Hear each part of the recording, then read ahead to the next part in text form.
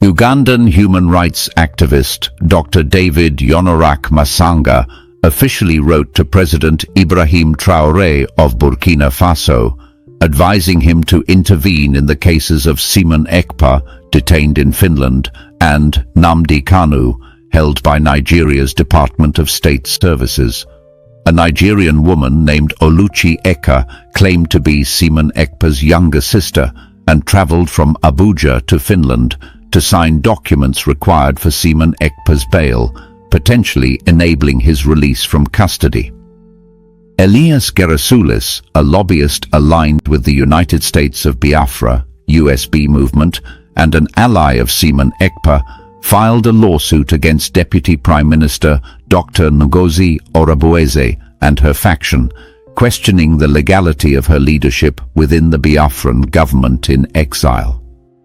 Dr. Ngozi Orubueze, accused in the lawsuit, has been inactive online since July 5, 2025, sparking speculation about her status, with some suggesting she may be avoiding public scrutiny due to the lawsuit.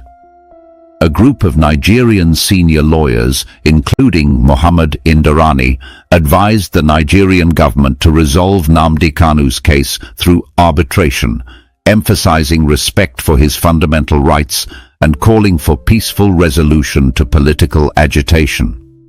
However, Maduka Okoye, a goalkeeper playing for Udinese in Italy, revealed a tattoo commemorating the Biafran war years, 1967 to 1970, expressing solidarity with the Biafran people and honoring their historical pain.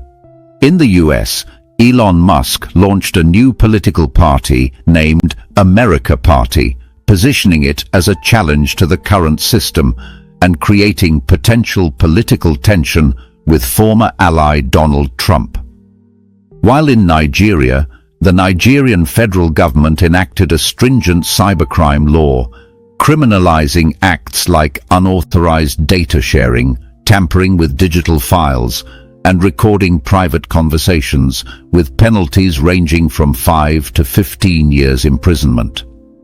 The Federal Capital Territory Minister Nyesom Wike harshly criticized Peter Obi, saying he would never become president and lacked political structure, prompting strong reactions online, though Peter Obi himself did not respond publicly.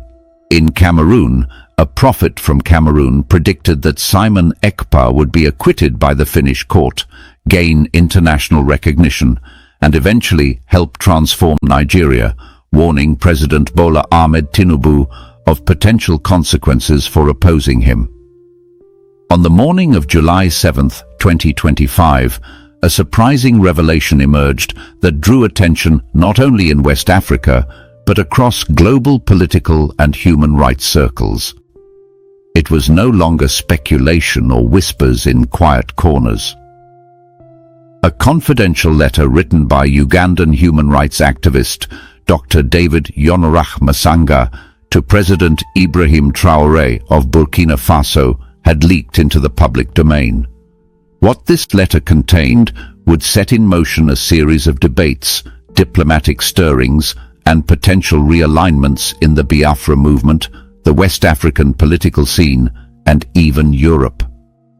The letter was a heartfelt plea urging President Ibrahim Traorè to intervene and assist in the cases of Simon Nyoku Ekpa, currently held in Finland under political and legal scrutiny, and Nnamdi Kanu, still detained by Nigeria's Department of State Services after years of protracted legal drama.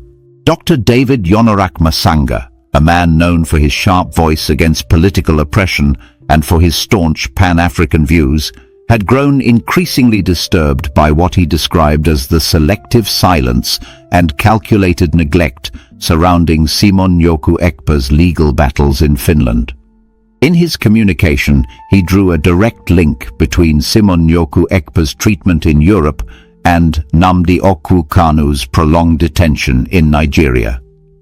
He called on President Ibrahim Traorè, a young revolutionary leader often compared to the legendary Thomas Sankara, to step into history again, not with guns or warfare, but with words, advocacy, and principled leadership. President Ibrahim Traorè, who came to power in Burkina Faso during a military uprising in 2022 and quickly gained continental respect for his nationalistic rhetoric and Pan-African ideals, had remained silent on Biafran matters publicly.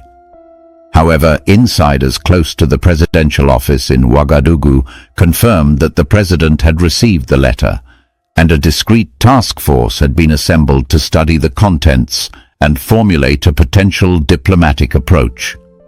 The Burkina Faso leader was considering reaching out to the Finnish government and also possibly making an open diplomatic statement urging the Nigerian authorities to consider an African-led mediation for Nnamdi Kanu's case. Meanwhile, back in Nigeria, a woman named Oluchi Eka became an unlikely heroine in the unfolding drama. She claimed to be the younger sister of Simon Njoku Ekpa. Her story gained traction after local newspapers in Abuja published a photo of her boarding a flight from Nnamdi Azikiwe International Airport. According to reports, she had gone to Finland not for tourism or business, but to legally act on behalf of her brother. In a turn of events that would seem almost fictional, Oluchi Eka went directly to the Helsinki District Court, signed crucial legal documents that Simon Njoku Ekpa could not sign due to his confinement, and began the process that could lead to his release on bail. The Finnish legal system, which has so far held Simon Njoku Ekpa under accusations of incitement and terrorism-related concerns, appeared caught between its standard legal procedures and the political pressures from both local Finnish lawmakers and foreign governments. The involvement of Oluchi Eka, who presented documents to verify her blood relationship with Simon Njoku Ekpa, added a new layer of complexity and urgency. It signaled that Simon Njoku Ekpa was not alone, and that his family was ready to navigate foreign legal systems to secure his freedom.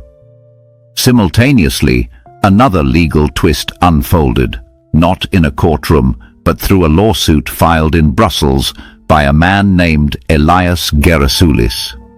Elias Gerasoulis, a known political lobbyist working for the United States of Biafra government in exile, initiated legal proceedings against Dr. Ngozi Orubueze, who until recently was considered the deputy prime minister of the Biafran government in exile.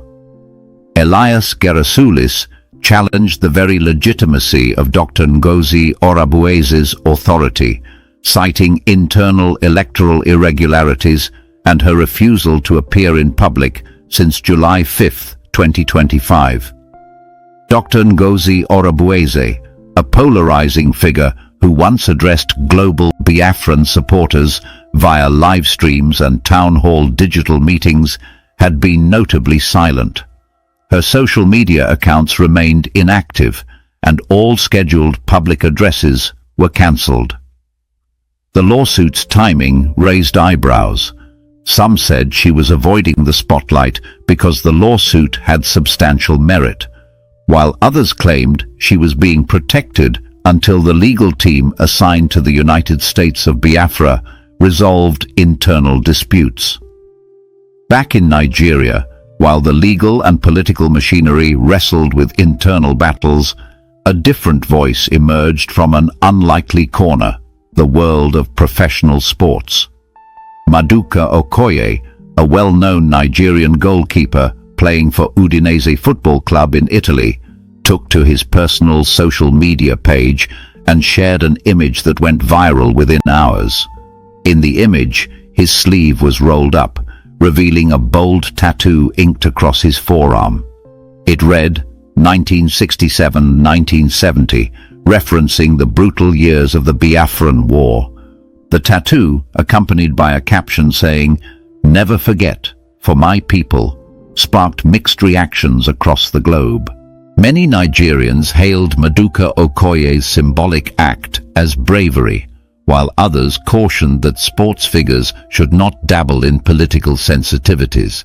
The government's reaction was silent, but analysts speculated that Maduka Okoye might be invited for questioning upon his return to Nigeria. International observers, however, saw it as a reflection of growing transgenerational solidarity among Biafran sympathizers born long after the war ended. The past, it seems, was not forgotten. As developments brewed across Africa and Europe, the United States saw an unrelated yet equally disruptive political shake-up. Elon Musk, billionaire entrepreneur and owner of companies like Tesla and SpaceX, officially launched a new political movement called the America Party. Positioned as a third force alternative to the Democratic and Republican parties, the America Party outlined values centered on digital freedom, constitutional reform, and decentralized governance. Many in political circles speculated that this move was a subtle attack on former President Donald Trump, who had once been publicly endorsed by Elon Musk, but now seemed estranged from the billionaire's vision for America's future. The America Party launch sent ripple effects across the Atlantic. Some activists and analysts asked whether Elon Musk might one day throw moral or financial support behind international pro-independence movements like Biafra, particularly since his new political platform emphasized self-determination, free expression, and resistance to centralized power. Back in Nigeria, however, free expression was being curtailed under a newly passed cybercrime law that came into effect on July 6, 2025. According to the provisions, individuals found guilty of data breaches, tampering with digital evidence, or secretly recording private conversations could face between 5 and 15 years in prison. The law also imposed fines ranging from 5 million to 20 million naira. Critics claimed the law was designed to silence whistleblowers, activists, and journalists. Human rights organizations warned that it could become a dangerous tool in the hands of oppressive state actors. Just a day after the cybercrime law was passed, Nyesom Wike, the Minister for the Federal Capital Territory, launched a stinging verbal attack on former presidential candidate Peter Gregory Obi. In a press briefing broadcast by national television, Nyesom Wike boldly declared that Peter Gregory Obi would never become Nigeria's president because he had no political structure or serious support base. These remarks, coming from a sitting government minister, sparked uproar online. Millions of Peter Gregory Obi's supporters mobilized on social media platforms, challenging the statement and reaffirming their commitment to political change. Yet Peter Gregory Obi himself chose to remain silent, not issuing any rebuttal or reaction. In a more spiritual and mysterious dimension, a Cameroonian prophet stepped into the picture with a bold prophecy. According to the video circulating widely across YouTube and WhatsApp, the prophet claimed that Simon Nyoku Ekpa would be vindicated in the Finnish court and rise as a transformative figure not just in Biafra, but across the African continent. The prophet warned President Bola Ahmed Tinubu to be cautious, suggesting that opposing Simon Nyoku Ekpa could lead to unexpected political and even spiritual consequences. The prophet's words were met with mixed feelings. To some, it was an inspiring prediction that affirmed their belief that Simon Nyoku Ekpa was divinely chosen. To others, it was a dangerous rhetoric capable of stirring radicalism. Still, within Simon Nyoku Ekpa's inner circle, especially among diaspora supporters, the prophecy was shared with reverence. With all these pieces unfolding, the legal battles in Finland and Brussels, the silent gestures of resistance by figures like Maduka Okoye, the diplomatic reach of Dr. David Yonorak Masanga, and the mysterious silence of Dr. Ngozi Orabueze, It became clear that the situation surrounding Simon Njoku Ekpa and Nnamdi Kanu was no longer a regional issue. It had grown into a continental and even global concern. What remained uncertain was how far President Ibrahim Traorè of Burkina Faso was willing to go in his secret plan. Would he make a public appeal at the African Union? Would he send a diplomatic envoy to Finland and Nigeria? Or would he use backdoor channels to pressure European and African leaders into action? While the world waited for answers, the people of Biafra continued their fasts, prayers and protests. Every name, every gesture, every court ruling was being watched with bated breath. For them, justice for Nnamdi Kanu and freedom for Simon Njoku Ekpa was not just a legal matter, it was the heartbeat of their identity, a cry that refused to die even decades after the war. The coming days, weeks or months would determine whether history would once again be made in silence or thunder. In the days that followed the revelation of Dr. David Yonorak Masanga's letter to President Ibrahim Traorè, tension began to rise quietly behind closed doors across key African diplomatic circles. The silence from the Burkinabe presidency was not a dismissal. It was strategic. Ibrahim Traorè, despite his youthful exuberance and revolutionary background, understood the delicate nature of wading into a matter that involved not only Nigeria, one of Africa's most powerful countries, but also the European Union, through Finland's involvement in the arrest and detention of Simon Njoku Ekpa.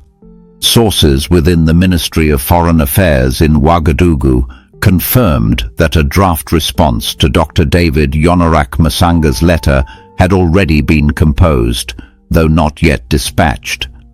It was clear that something was being negotiated behind the scenes.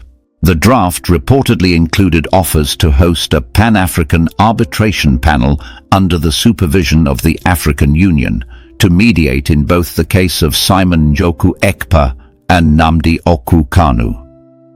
According to confidential leaks, President Ibrahim Traorè believed that Africa had the legal minds, moral strength, and institutional frameworks to resolve its internal crises without interference from foreign courts or governments. He believed that neither Finland nor any other European nation fully understood the cultural, political, and emotional gravity behind the Biafra agitation, and therefore could not adjudicate Simon Njoku Ekpa's fate without bias or ignorance.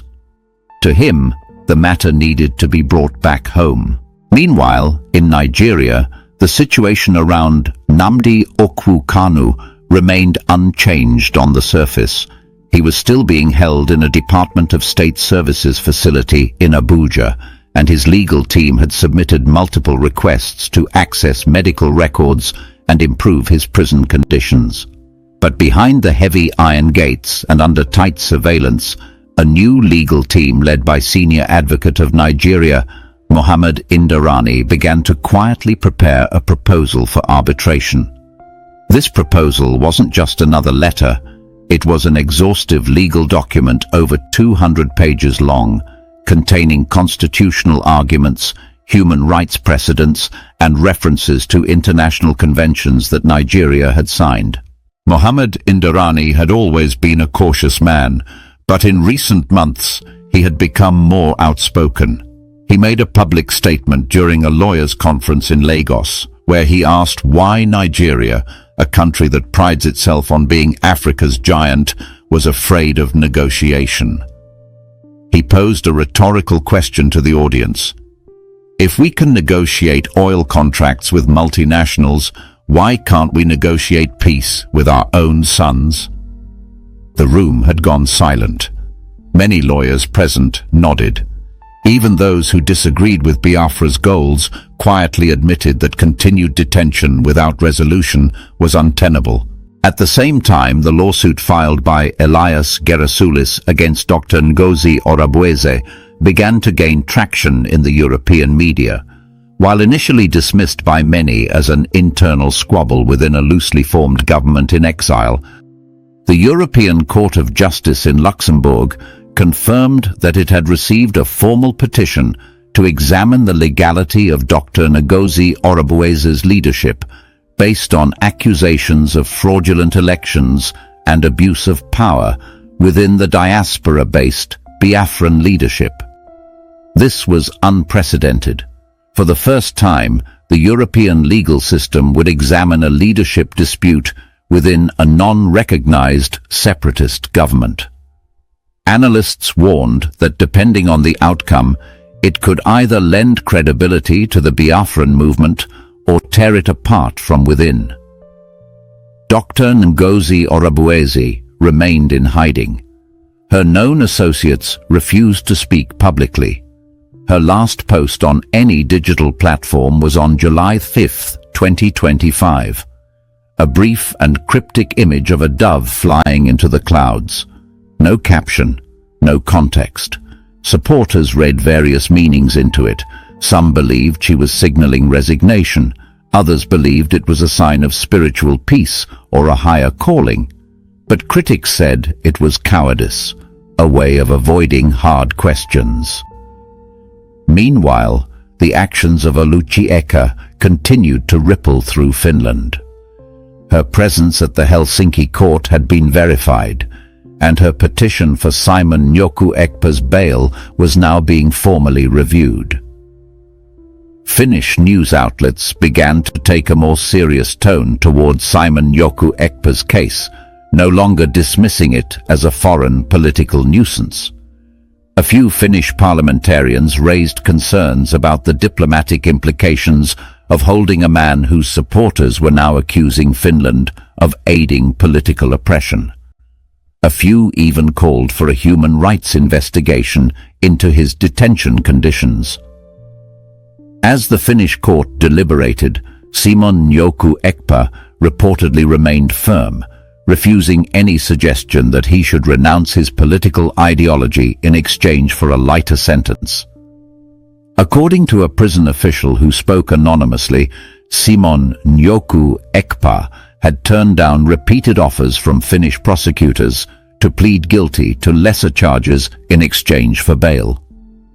Instead, he insisted on full exoneration and the recognition of his political identity as a freedom fighter. The official described him as calm but determined and always reading documents or writing letters to his legal team. Across the Atlantic, the America Party launched by Elon Musk began to stir up debates in African social media spaces. Many young Nigerians, Ghanaians and South Africans started discussing whether Elon Musk's bold political step could serve as a model for launching a similar digital age political platform in Africa. Some even speculated that Elon Musk's focus on decentralized governance aligned loosely with the ideals of Biafra, which had always advocated for local control, digital communication, and people-led leadership. Though Elon Musk made no direct mention of Simon Nyoku Ekpa or Nnamdi Kanu, his words during his party's inaugural address were widely quoted by Biafran supporters. "The future of humanity must not be centralized," he said. "It must be powered by choice, transparency and courage." This was music to the ears of those who had followed Nnamdi Kanu's early broadcasts from Radio Biafra, where he had often spoken of a decentralized Africa, free from the chains of colonial borders and post-independence tyranny. The irony, however, was that while such messages were gaining traction abroad, in Nigeria, voices were being silenced more than ever. The new cybercrime law signed into effect by President Bola Ahmed Tinubu was now being used to arrest online critics. Within a span of 5 days, 12 bloggers and social media influencers were reportedly detained. One of them was a young man named Emmanuel Chinonso Okocha, who had posted a video criticizing the government's silence on Nnamdi Kanu. His video, shared over 50,000 times, accused the government of using digital fear to suppress freedom. He was arrested the following morning at his home in Enugu. His family said that he had not been allowed to speak with a lawyer since his arrest. The international community began to take note.